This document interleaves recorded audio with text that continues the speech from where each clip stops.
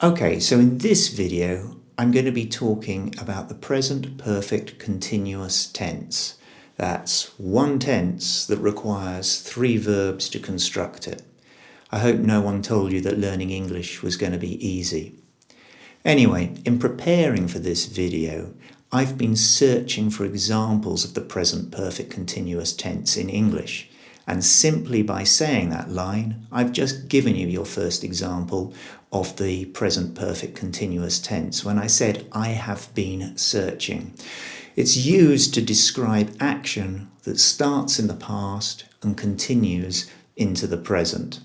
Now I'm going to begin today's video by talking about James Bond, because one of his enemies has got a great line which uses the present perfect continuous tense. And everything that I'm about to say about James Bond is in the description box below, so if there's any vocabulary you want to check out, it's all there.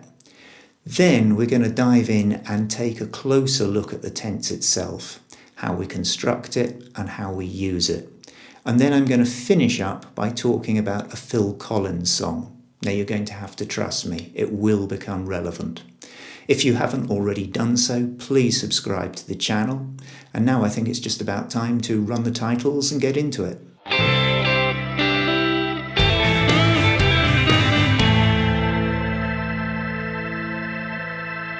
I saw recently that the latest Bond film, No Time to Die, has had its release date put back until April of 2021. The producers are hoping that by then the COVID situation will have resolved itself and that people will be able to return to the cinemas. You have to bear in mind that Bond movies are big business. The production budget of No Time to Die was $240 million. The movie also marks the fifth and final time that Daniel Craig is going to play the role of James Bond. It's a curious thing in the UK, but whenever a new Bond movie comes out, people don't really want to talk about the movie itself. Rather, they want to talk about who's going to play James Bond in the next movie.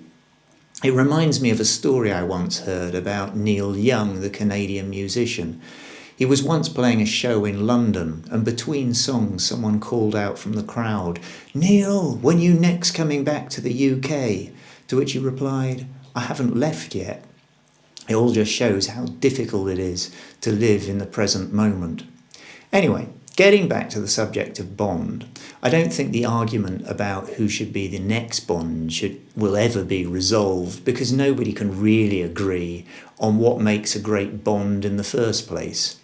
Purists say that it's Sean Connery and that his street-fighting hard man in a suit is the archetypal James Bond, whereas other people think that Roger Moore's country gentleman approach to the role injected some much-needed humour into it.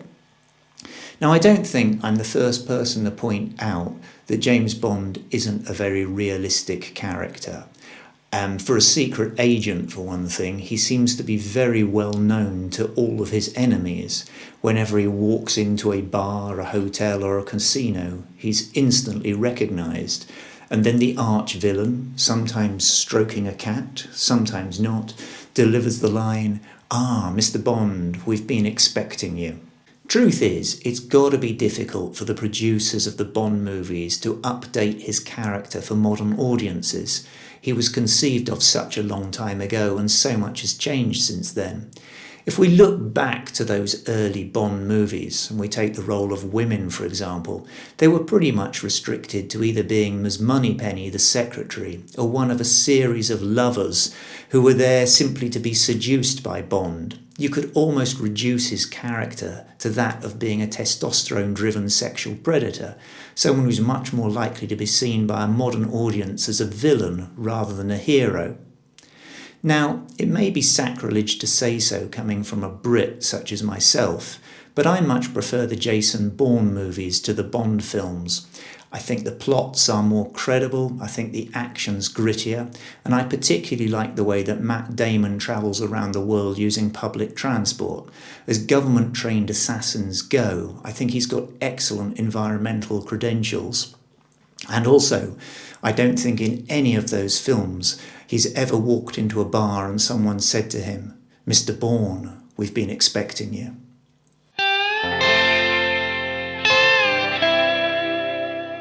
So let's take a closer look at the present perfect continuous tense. Now I want to start with the present perfect bit, and then we'll move on to take a look at the continuous bit. So we'll break it up into two parts. One of the reasons it's so important is that there are huge limitations in English on how you can use the present simple tense. And the best way to explain this is probably to show you a sentence in a different language. So take a look at this. Vivo en Madrid desde hace 2 años. So if we break that down, we've got vivo, I live, present simple tense, en Madrid, in Madrid, desde hace, for 2 años, 2 years. So surely I can just translate that straight through in English and get, I live in Madrid for 2 years. No. We can't. To an English native speaker, that sounds like fingernails going down a blackboard. It sounds absolutely terrible. The thing is, in English, the present simple tense is really limited. You can pretty much only talk about habitual action in the present. So if I want to use the present simple tense about me living in Madrid, I can say, I live in Madrid. And that's about it. I can't say I live in Madrid since, I live in Madrid for. No, I can only say I live in Madrid. So why is that? Well, take a look at this chart. When I want to say that I have been living in Madrid for 2 years, what I'm saying is that I was living in Madrid in the past, 2 years ago in this sense. I'm living in Madrid now, and that I have been living in Madrid all that time in between. So in order to express that, we are crossing different time periods. We're talking about the past and the present at the same time. Now in English, if ever we want to do that, if ever we want to relate the past to the present, we're going to need a perfect tense. If we ever want to relate the past to the present, we are going to need a perfect tense. So let's start by using the present perfect tense to express the fact that I live in Madrid, I lived in Madrid 2 years ago, and that I have been living in Madrid in between. And I do it using a phrase like this. I have lived in Madrid for 2 years. It's the present perfect tense, and it has the subject, the present form of the verb to have, and then the participle of the verb we're interested in this case, the verb lived. I have lived in Madrid for 2 years.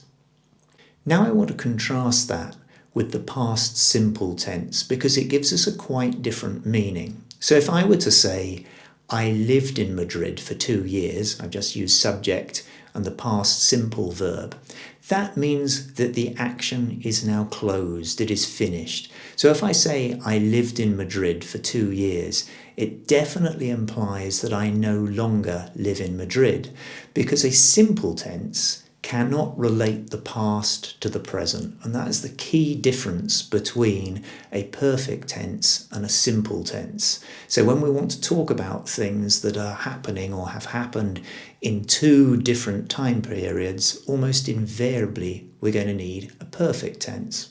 So now let's take a look at the present perfect continuous, and taking the same idea, we get I have been living in Madrid for 2 years. So we've got the subject, that's I, we've got have, which is a present form of the verb to have, then we have been, the past participle of the verb to be, and then we have the present participle, the ing form of the verb that we're really interested in, living in this case. I have been living in Madrid for 2 years. So here's a curious thing in this particular example about me living in Madrid.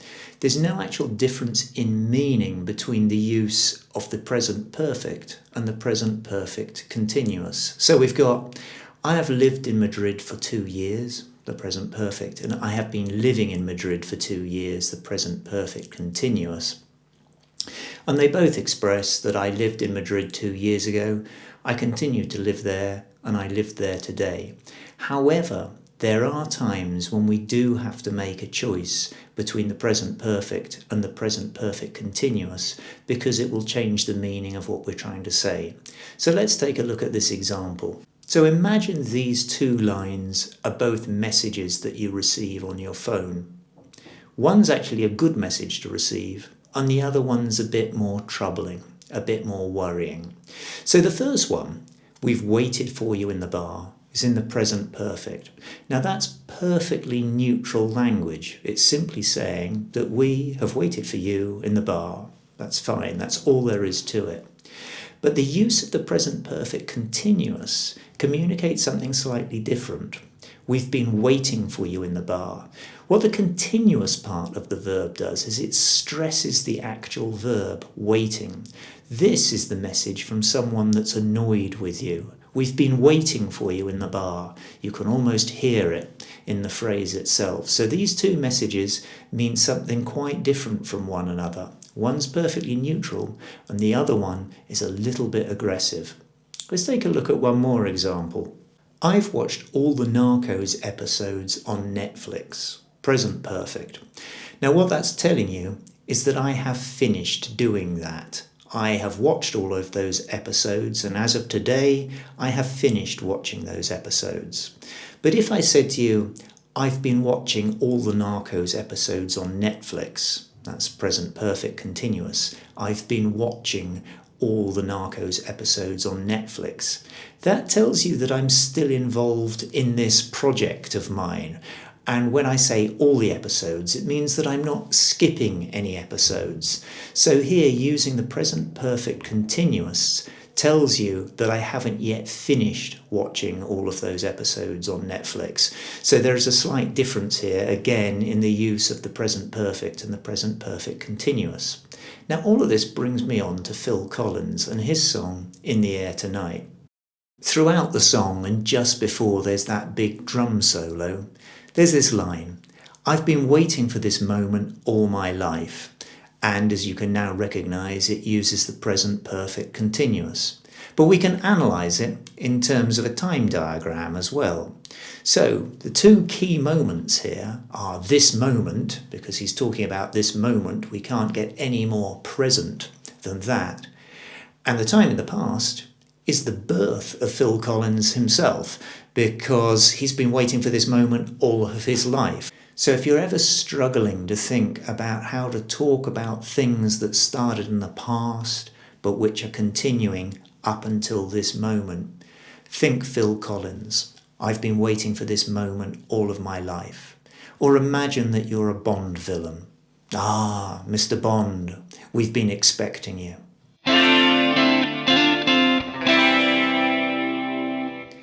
So that was the present perfect continuous tense, something that we have to use more often in English than other languages, because the present simple tense in English is so limited compared with that of other languages. I'd apologise, but then I didn't make the rules. Anyway, I hope you've enjoyed it. I hope to catch you on the next one. Take care.